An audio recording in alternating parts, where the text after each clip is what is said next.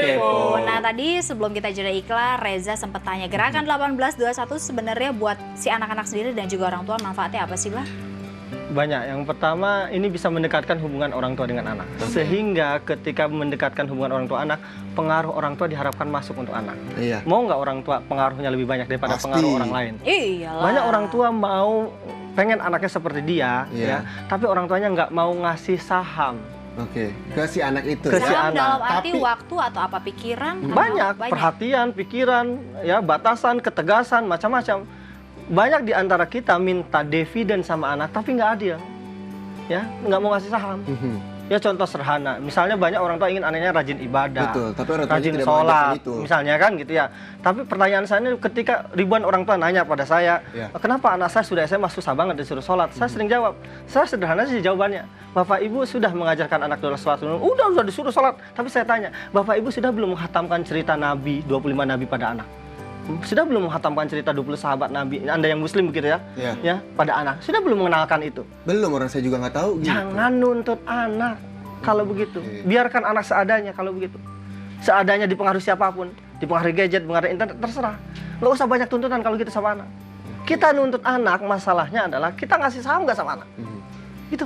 Nah dengan 1821 ini hanya satu cara, nggak wajib. Salah satu cara kita mempengaruhi hidup anak. Karena banyak orang tua setiap hari ya ketemu sama anak, bahkan jadi ibu rumah tangga, nggak kerja demi anak. Ya. Setiap hari ketemu sama anak tidak memberikan pengaruh sama anak. Betul.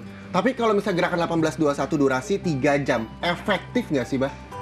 Tinggal dicoba. Tinggal Ya, dicoba. Tinggal dicoba. Buktikan. Buktikannya dengan Buktikan. tulisan seperti yang ada di kaosnya Abah. Enggak, yang di bukan. belakang ini, yang jauhkan gadget dan Iya, sebagainya. 1821 itu kan gerakan kita puasa lah sebentar, bukan memusik gadget. Ya, kita menghentikan puasa sementara, nge-pause ya, gadget, laptop, ya, Iya. TV dan benda-benda kotak lainnya. Betul. Ya, kalau perlu kompor, kulkas gitu kan. Cucian, tinggalkan itu semua. Tinggalkan. Oke. Fokus sama anak, bersama anak. Saya ingin jelaskan lagi ini yang paling penting. Banyak orang tua setiap hari bertemu dengan anak, tapi tidak memberikan pengaruh sedikit pun pada anak. Oke, misalnya ini kita sekarang sedang berkumpul 1821. Abah sebagai orang tua, harusnya seperti apa? Ada banyak kegiatan yang bisa kita lakukan, tapi umumnya 3 kegiatan. Yang Apa pertama bermain sama anak. Bermain Bermain. bersama anak. Iya, yang kedua berbicara, ngobrol.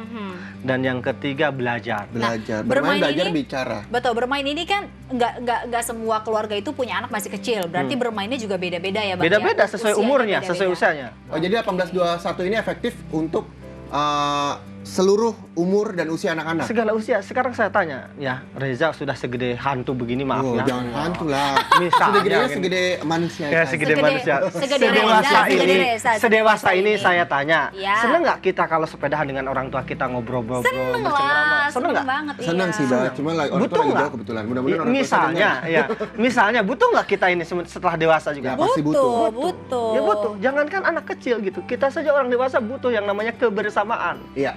Ini yang saya garis bawah tadi. Ada nggak kebersamaan? Banyak orang tua di dekat anak tiap hari, tapi tidak bersama anak. Ingat ya, bersama anak itu fokus, nggak sambil-sambilan. Ya, Iya. tidak bertiga dengan koran, tidak berempat dengan handphone. Banyak. Saya kasih contoh sederhana ya. Kalau berlima dengan kopi boleh? Iya, itu suplemen Oh, saja. suplemen, Tapi kan nggak oke. fokus, nggak orang, nggak mungkin fokus Iya, fokusan kopi 3 ngopi, jam gitu gitu. berarti nggak. kopi. Ber- Oke, oke, berbicara benar, ketika benar. kebersamaan bersama orang tua ini tentunya juga membuat keluarga menjadi harmonis. Sama dengan artikel yang satu ini, Mbak, ada keharmonisan rumah tangga. Tadi juga ada nih peran bapak dalam mengasuh anak masih minim.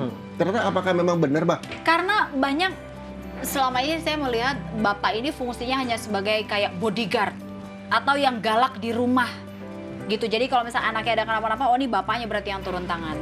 Atau ini dia ya, ngeri main gadget di ruangan gelap beresiko alami kebutaan. Oh iya, ini benar memang kalau misalnya main gadget apalagi sambil tiduran gitu ya.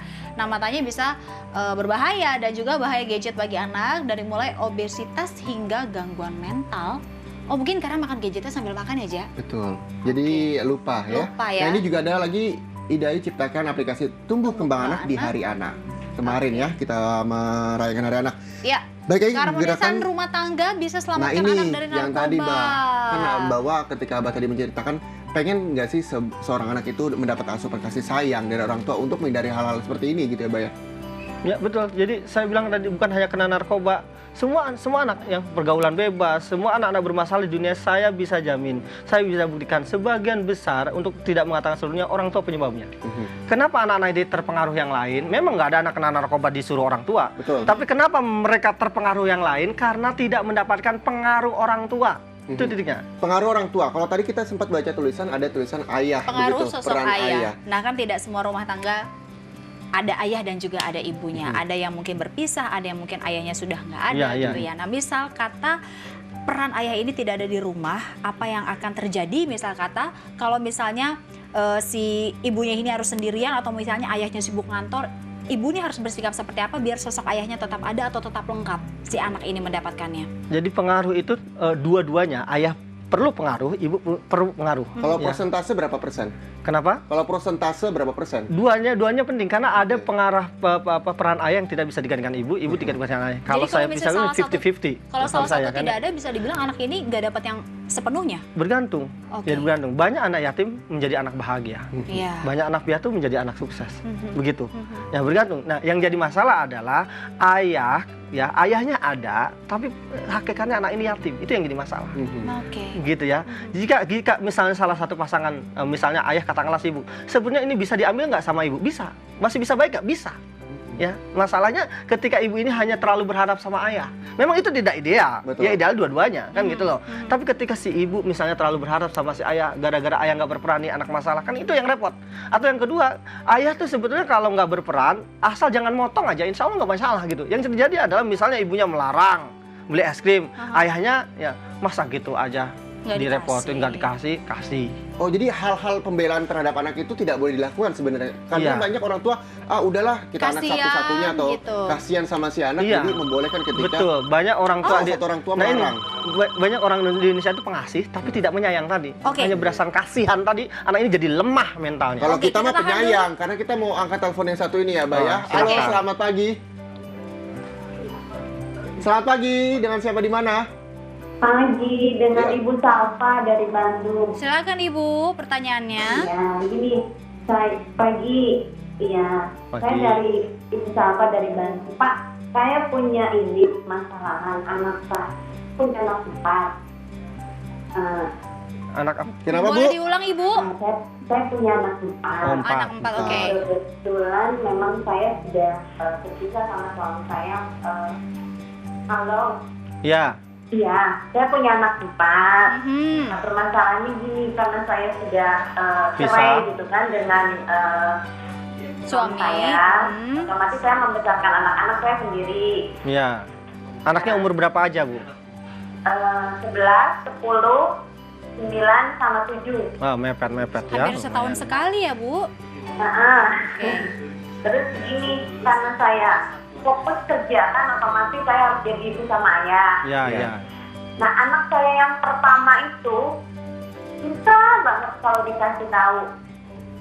Apalagi kalau masalah sekolah tuh harus saya tuh dengan emosi, harus dengan ya padahal saya sudah mengajak bersama-sama untuk